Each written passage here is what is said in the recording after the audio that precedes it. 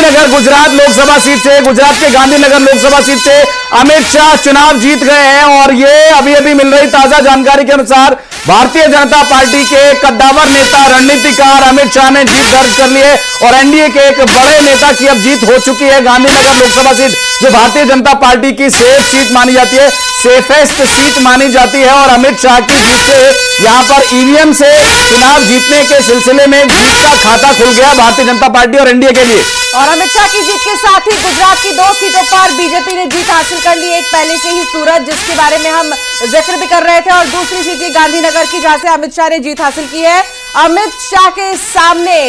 जो प्रत्याशी कांग्रेस की थी वो थी सोनल रमन भाई पटेल, लेकिन वो नहीं जीत सकी और अमित शाह ने बम्पर वोटों से जीत हासिल की है। ये बड़ी खबर इस वक्त की, जहां 400 पार का सबसे ज्यादा नारा बुलंद करने वाले अमित शाह पूरे देश में ही नजर आए। घोरमोड़े साहब एक रिएक्शन लेना चाहेंगे। अमित शाह चुनाव जीत गए हैं, एक बार फिर से बड़ी भूमिका में नजर आएंगे केंद्र सरकार में।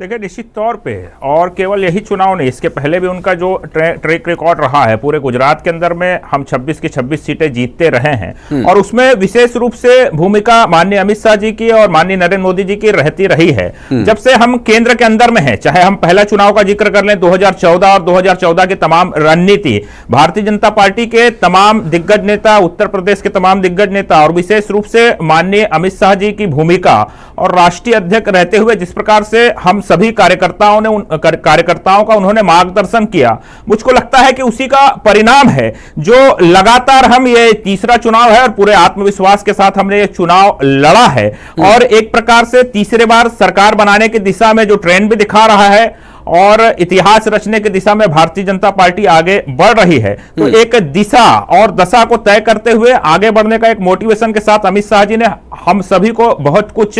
दिया है और जो परिणाम निकल करके आ रहे हैं, जिस प्रकार से पहला रुझान भारतीय जनता पार्टी के जीत का अमित शाह जी के रूप में आ रहा है, तो मैं समझता हूं कि अब यहां से यह सिलसिला